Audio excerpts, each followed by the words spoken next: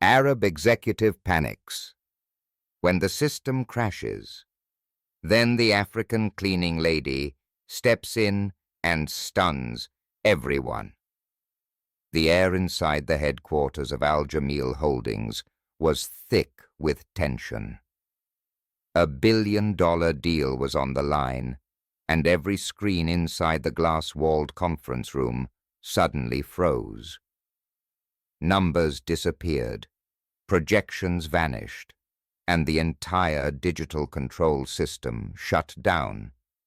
The CEO, Malik Al Jamil, a man known across Dubai for his unshakable composure, stood frozen for the first time in his career. His face turned pale, his heart raced, and in front of international investors and government officials, panic set in. Phones rang endlessly. Executives shouted over each other. Technicians scrambled, pulling cables, restarting servers, sweating as minutes passed like hours. Malik's empire was seconds away from collapse. Billions at risk. His legacy on the verge of public humiliation. And then, through the glass doors, she appeared.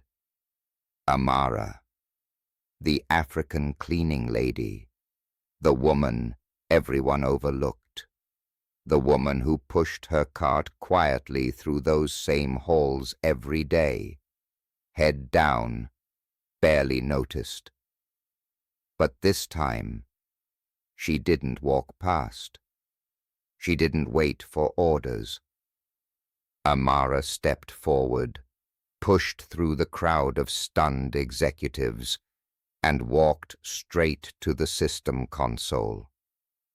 What she did next left every engineer, every investor, and even Malik himself speechless. Before we dive into this incredible true story of courage, hidden talent, and one moment that changed lives forever, make sure to subscribe to the channel, like this video, and turn on notifications. You won't want to miss what happens next. Malik Al Jamil had never known failure. From a young age, he was taught that weakness had no place in leadership. At just 41, he sat at the top of one of the largest investment firms in the Middle East, known for making impossible deals happen.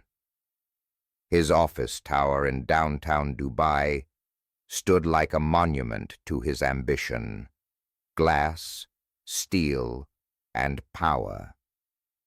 That morning, everything had started like any other. Malik's assistant, Karim, brought in his espresso at exactly 7:15 a.m. The boardroom had been prepared for the high-stakes virtual merger with the European tech conglomerate, Valcor Industries. Investors from London, New York, and Frankfurt were already logged in via live conference screens. Millions of dollars had been spent on this single presentation. It was supposed to be flawless. Malik stood at the front of the room, dark, tailored suit fitting him perfectly, his gold watch peeking from under his cuff. He adjusted his tie, took a deep breath, and turned toward the massive projection screen. "Gentlemen," he began, his voice smooth, powerful. "Today, we redefine the future." But as he clicked the remote to load the presentation, the screen froze. At first, Malik assumed it was a simple technical glitch. He nodded at the IT team in the corner. "Fix it," he said calmly. They rushed over, tapping keyboards, checking network connections. Then the screens went black. A ripple of nervous laughter spread across the boardroom. Malik's jaw tightened. Kareem whispered something into his earpiece, then turned ghost white. "Sir, the entire server is down. Not just this floor. The whole building." Malik felt something unfamiliar crawl up his spine. His heart thudded harder. "What do you mean? The whole building?" "Sir, every department, trading floors, data servers, communication systems. Nothing is responding. Even the backup generators are offline." Phones rang. Investors on the call were shouting, demanding answers. Malik raised his hands, trying to regain control of the room. "Stay calm. This is temporary." But as he spoke, he saw the horror in the eyes of his executive team. This wasn't temporary. It was catastrophic. And just as the reality sank in, that he was about to lose the biggest deal of his life, one of the screens flickered back to life, but only for a second, before it went dark again. Malik slammed his fist on the table, knocking over a glass of water. "Where's the head of IT?" he barked. "Stuck in traffic, sir," Kareem stammered. Of course, of all days. The engineers on site were young, panicked, and completely overwhelmed. One of them muttered something about system corruption and cyber attack. Malik's temples pulsed. He loosened his tie, feeling the air in the room grow thin. Then something unexpected happened. A soft, calm female voice rose from the back of the room. "Excuse me. Sir, I think I can help." Heads turned. It was Amara, standing at the door, still in her cleaning uniform, holding a dust cloth in one hand and a bucket in the other. Silence fell.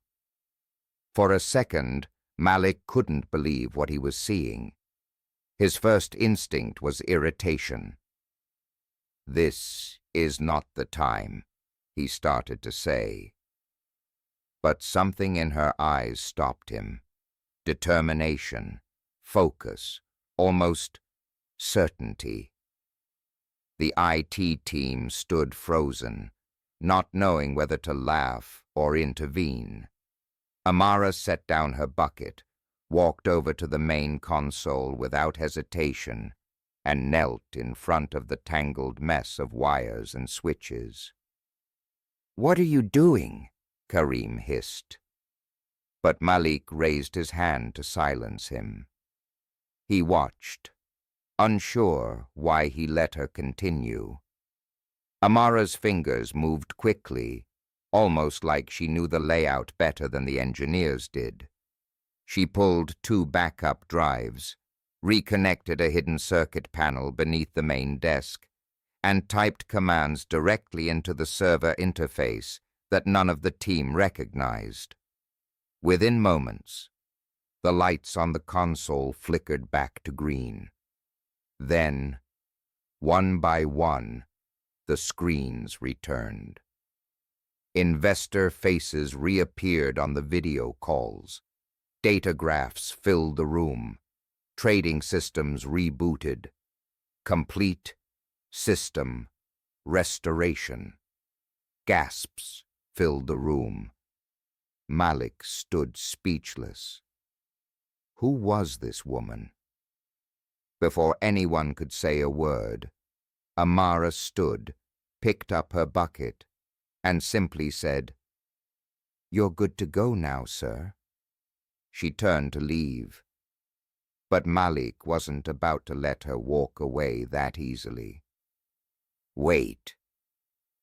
Everyone stopped breathing as Malik's voice echoed through the room. He didn't know it yet, but this woman, this invisible part of his daily routine, was about to turn his world upside down. The meeting concluded with roaring applause, not for Malik, but for the mysterious woman who had saved the day. Investors were satisfied. The deal was salvaged. But Malik's heart wasn't at peace. As the boardroom slowly emptied and executives patted each other on the back, his eyes never left the door where Amara had disappeared minutes earlier. "Karim," Malik called sharply. "Find her." Karim blinked. "Sir, find who?" "The woman from the cleaning staff. The one who just fixed our entire system while our engineers stood useless." Within minutes, Karim returned, looking slightly confused. "Sir, her name is Amara Diallo. She's been working here for almost 2 years. Night shifts, mostly. Low clearance, minimum wage. Came through a cleaning agency." Malik's brows furrowed. 2 years, and no one knew she had IT skills like that? Karim shook his head. "There's no record of any technical background in her file." Malik grabbed his jacket and headed for the staff maintenance floor, something he hadn't done. Well, ever. The elevator ride felt unusually long. As the doors opened, Malik stepped into a dimly lit hallway that smelled of cleaning chemicals and stale air. The walls were plain, the floors scuffed. It was a world far removed from his polished boardrooms and glass offices.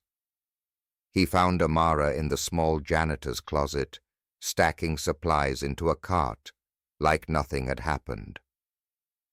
"Amara," he said, his voice low but commanding. She turned, startled. Her dark eyes widened when she saw him standing there. "Sir, I hope I didn't overstep. I just saw the problem and thought—" "Where did you learn that?" Malik interrupted. Her hands froze over the box of gloves she was rearranging. For a moment she seemed to weigh her words carefully.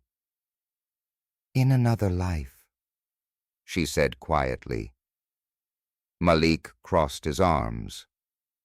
"I don't have time for riddles. Explain." Amara sighed, wiping her hands on her apron. "Before I moved here, back home in Ghana, I worked as a network engineer for a telecom company." Malik's eyes narrowed. "Then why are you pushing a cleaning cart in my building?" Her jaw tightened. "Because life doesn't always go the way we plan." For the first time, Malik noticed the tired lines on her face. She couldn't have been more than 30, yet her eyes carried a lifetime of weight, the kind that came from experience, loss, and survival.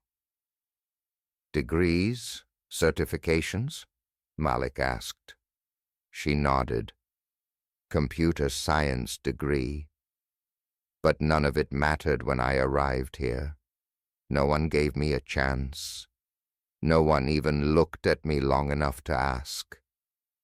There was no bitterness in her voice, just fact. Malik felt something shift in his chest. This woman, whom he'd probably walked past 100 times without noticing, was more qualified than half the people in his IT department. I want you upstairs tomorrow, he said finally. 7 a.m. sharp. Her brows furrowed. Sir? You're going to report to me directly. Temporary assignment. We'll see where it goes. Her lips parted, stunned. I still have to finish the night shift. Malik pulled his phone from his pocket and, with a few quick taps, sent a message to Human Resources. Not anymore, he said. Before she could respond, he turned on his heel and walked back to the elevator. That night, alone in his penthouse overlooking the Dubai skyline, Malik poured himself a glass of whiskey and sat by the window. He couldn't shake the image of Amara kneeling in front of the server console, fixing what a team of trained engineers couldn't. He picked up his phone and pulled up her personnel file again. It was paper thin, barely a page, a single photo, no real history. Who are you really? He whispered to himself. Meanwhile, in a small studio apartment on the other side of the city, Amara sat at the edge of her bed, staring at her phone. She read and reread the official HR notification. Report to CEO's office. Direct assignment. Effective immediately. Her hands trembled. For 2 years she had cleaned offices, scrubbed floors, emptied trash cans. But tomorrow she would walk into the executive suite, and little did she know, this was just the beginning. The following morning, Amara stood outside the elevator on the 53rd floor, her heart pounding in her chest. Her uniform was gone, replaced by a simple white blouse and black slacks she had rushed to buy the night before with nearly all the money she had saved. Her braids were neatly tied back, and her sneakers had been hastily polished to look almost formal. The doors opened with a soft chime. As she stepped into the executive floor, heads turned. Conversations stopped mid-sentence. The secretaries at the reception desk exchanged confused glances. A few of Malik's junior executives did double-takes, whispering behind their hands. Amara kept her gaze straight ahead, clutching the small notebook she'd brought as her only form of armor. Inside his office, Malik sat behind his massive mahogany desk, scrolling through financial reports on his tablet. When he heard the knock, he didn't even look up. Come in. Amara entered quietly, standing just inside the door. For a long moment, Malik said nothing. Then, slowly, he set the tablet down and met her gaze. You're late, he said. Her eyes widened. I'm sorry, sir. The bus... He raised a hand, stopping her mid-sentence. Relax.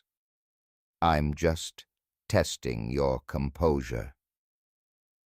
A small smile tugged at the corner of his mouth. Take a seat. Amara sat on the edge of the leather chair, her back straight, legs stiff. Here's what's going to happen, Malik began. For the next 2 weeks, you'll shadow Kareem and our senior IT analyst, Nadim. I want you to evaluate our entire system architecture, identify weaknesses, propose improvements. If you find something valuable, we'll talk about a permanent position. Amara nodded quickly, still not fully believing any of this was real. "But," Malik added, leaning forward, "this stays between us. I don't want gossip. I don't want the press finding out that my billion-dollar company was saved by someone whose job description includes mopping floors." The words stung, but she bit her lip and nodded. For the next few hours, Amara followed Nadim through server rooms, data centers, and internal control offices. Nadim, clearly annoyed at the sudden intrusion into his department, gave curt explanations and barely concealed his resentment. "Just don't touch anything unless I say so," he grumbled at one point. By midday, word had spread. Executives from other floors found reasons to visit the server rooms, just to catch a glimpse of the cleaning lady turned mystery IT consultant. Some watched her with curiosity, others with open disdain. In the break room, 2 junior managers whispered loud enough for her to hear. "She probably just got lucky yesterday." "Yeah. Let's see how long this little Cinderella story lasts." Amara heard every word, but kept her focus on the screen in front of her. She dove deep into the company's network architecture, taking notes, analyzing backdoor vulnerabilities the others had overlooked.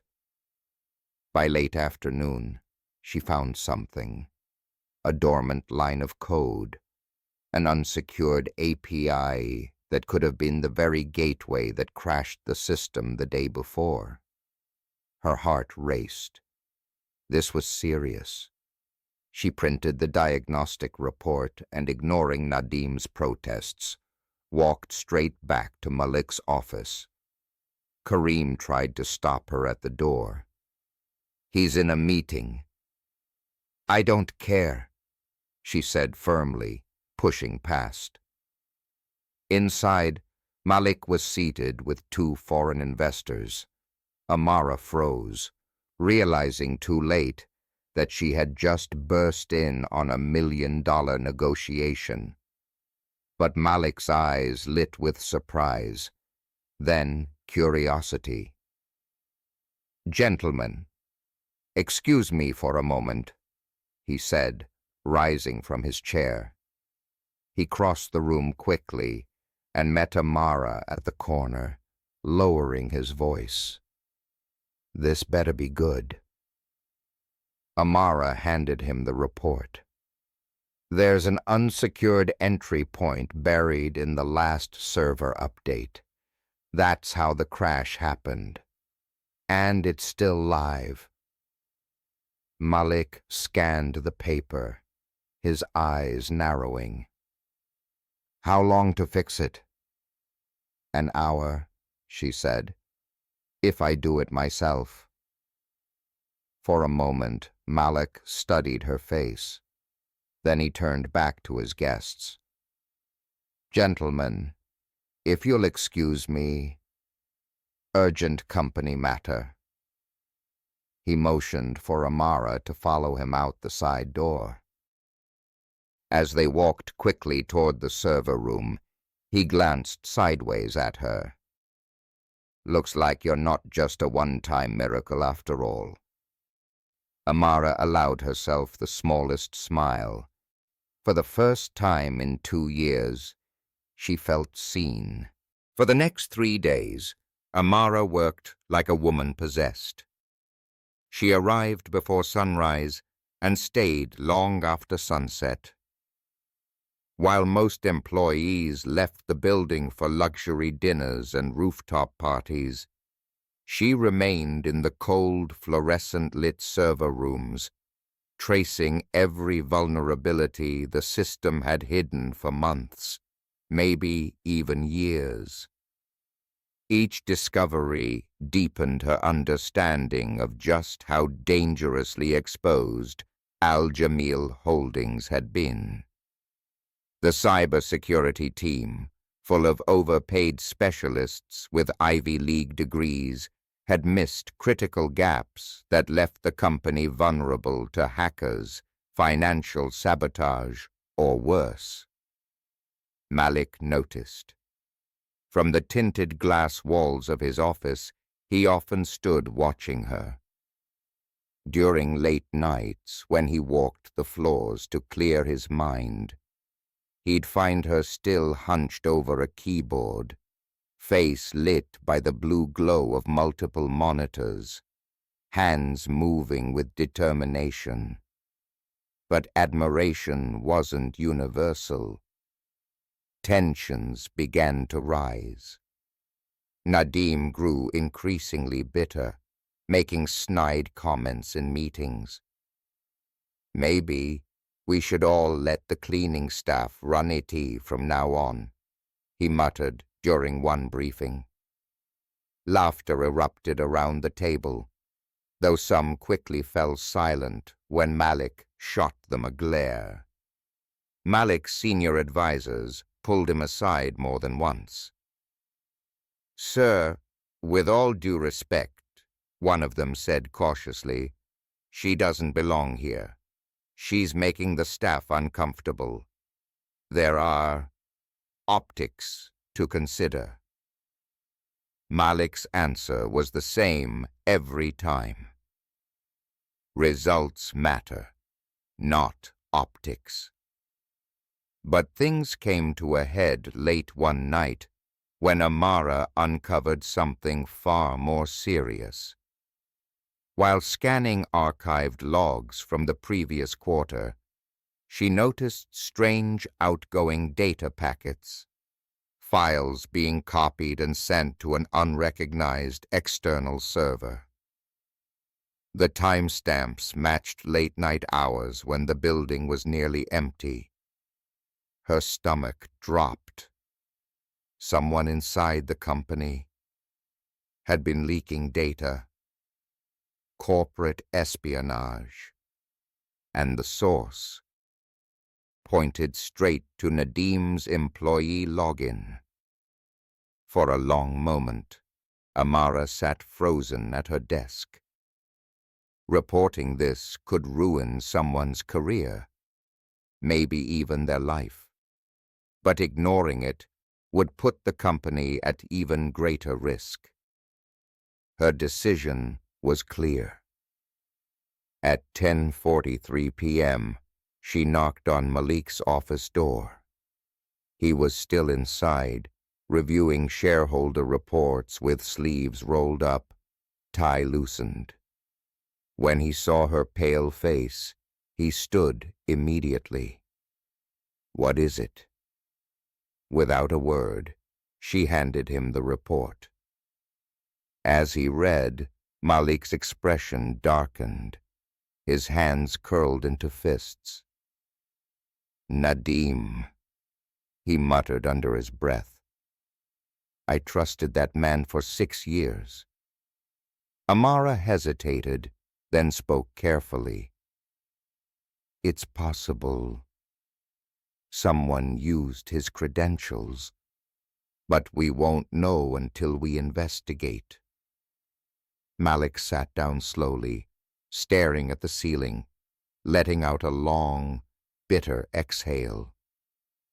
"This isn't just sabotage," he said. "If this data reached our competitors, we're looking at billion-dollar losses, maybe lawsuits." He glanced back at her, eyes sharp.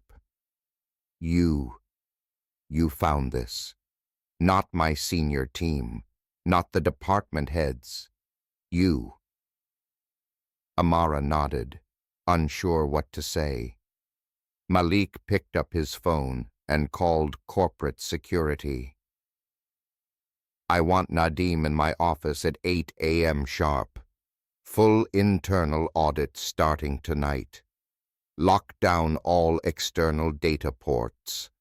Only she, he pointed at Amara, has authorization to oversee the breach investigation.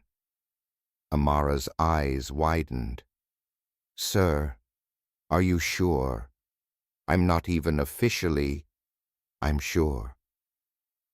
After she left the office that night, Amara sat in the building's empty lobby, staring at the Dubai skyline outside. Lights glittered across the city, but she felt miles away from it all. Her heart pounded with a mix of fear and adrenaline. For the first time since arriving in this country, she wasn't invisible anymore. But she wasn't safe either.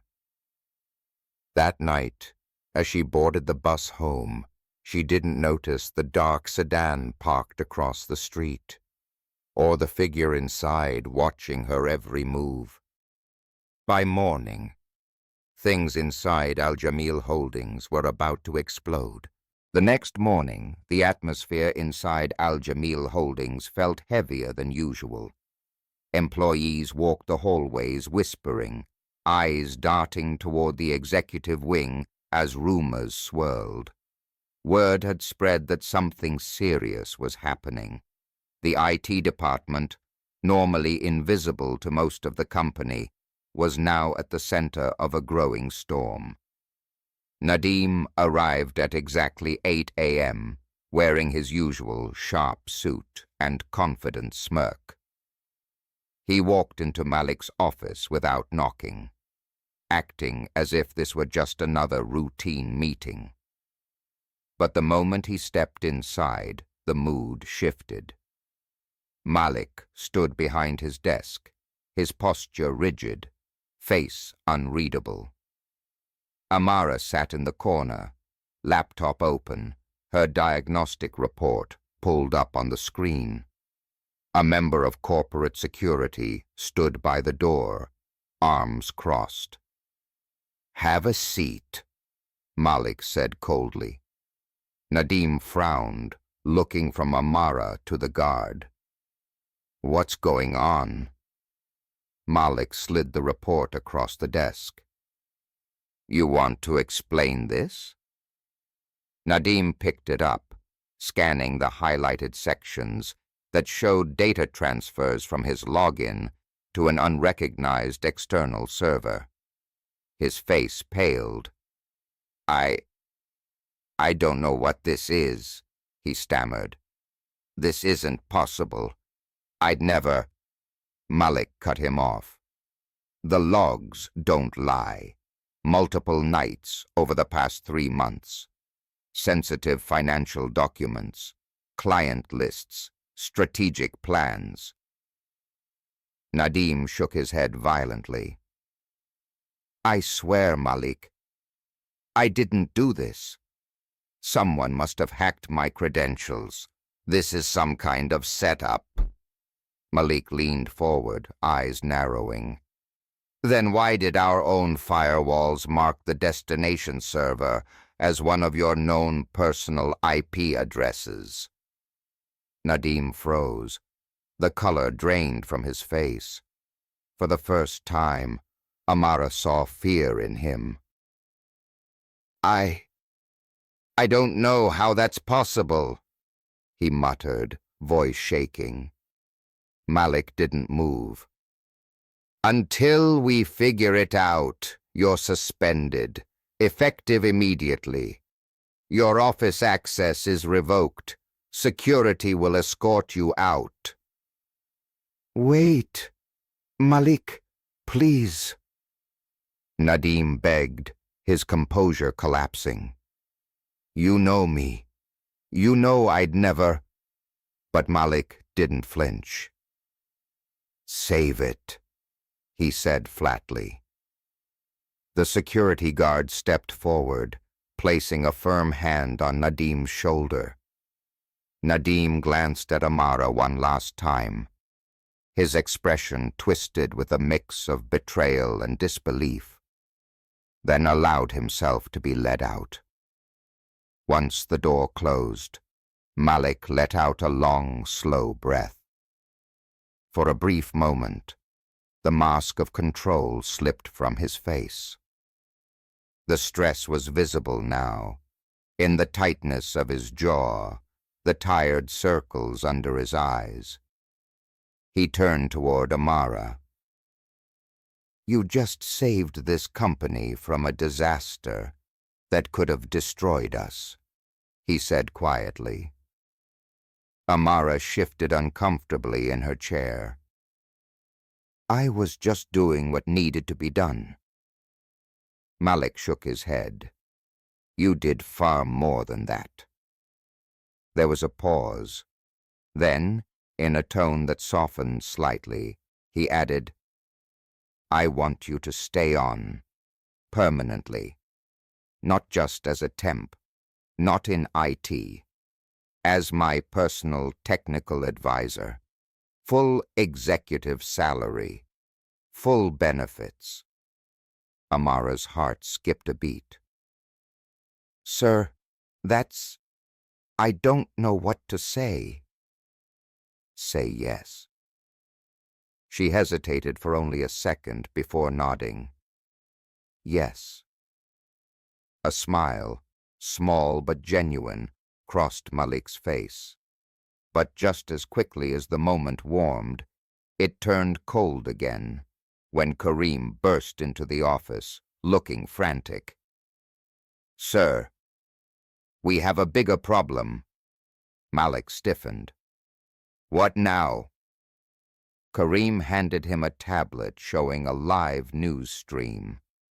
On the screen, a breaking news banner flashed. "Cybersecurity scandal hits Al Jamil Holdings. Leaked data now in competitors' hands." Malik's blood ran cold. "How?" he whispered. Amara stood, moving closer to read the screen. The news anchor was reporting that confidential documents from Al Jamil Holdings had surfaced online. Files that, according to the timestamps, had been uploaded just 2 hours earlier, hours after Nadim had left the building. Malik turned to Amara, his voice low and sharp. "If it wasn't Nadim, then who?" Her stomach dropped. There was only one terrifying answer. Someone else was still inside the building, and they were watching. The discovery shook Malik to the core. With Nadim gone, suspicion spread like wildfire. Employees eyed each other nervously, wondering who the real mole could be. Amara wasted no time. She pulled up the server logs, tracing the latest breach. Her fingers flew across the keyboard. Malik stood behind her, his expression grim. "There's still an active connection," she whispered. Her heart raced. The source was coming from within the executive floor. Malik grabbed his phone and ordered an immediate lockdown. Minutes later, security teams were combing the offices. Finally, inside the office of one of Malik's closest financial advisors, Mr. Omar Rahal, they found it. A hidden wireless router connected directly to the external leak. Malik's face twisted with betrayal. Omar was handcuffed and escorted out as he shouted excuses. For Malik, it wasn't just a professional blow, it was personal. And standing beside him, silent but steady, was Amara. The following morning, Malik did something unheard of. He called an all-staff meeting. The auditorium filled with employees, all buzzing with questions. When Malik took the stage, he called Amara to stand beside him. "This woman," he said, voice steady but emotional, "saved This company. Twice. The applause started small, then erupted. Amara stood there, overwhelmed, tears stinging her eyes. Her days of being invisible were over. Malik announced her new official title, Head of Cybersecurity Risk Assessment, a role she had earned, with sweat, courage, and pure brilliance. Later that day, Malik invited Amara to his private office. The mood was quieter now, more personal. "Why didn't you ever tell anyone about your skills?" he asked. Amara hesitated, then smiled softly. "Because no one ever asked." Malik laughed under his breath, shaking his head. "You've changed how I see people," he admitted. "I won't forget that." For a moment their eyes met, not as CEO and employee, but as two people who had both fought their way to survive in a world that rarely showed mercy. Before she left, Malik said one last thing. "You're part of this company's future now. Never doubt that." That night, as the city lights sparkled below, Amara sat by her small apartment window, holding her new company badge. Her name, finally printed with a title that reflected her worth. A smile crept across her face. She thought of the long nights scrubbing floors, the countless times she had dreamed of something more. Now, that dream was real. And for Malik, sitting alone in his penthouse, staring out at the skyline, he felt something shift deep inside him. For the first time in years, he didn't feel alone at the top. A single decision, a moment of trust, had rewritten both their lives. If this story touched your heart, don't forget to subscribe to the channel, like this video, and share it with someone who believes that every person, no matter where they come from, deserves a chance to shine.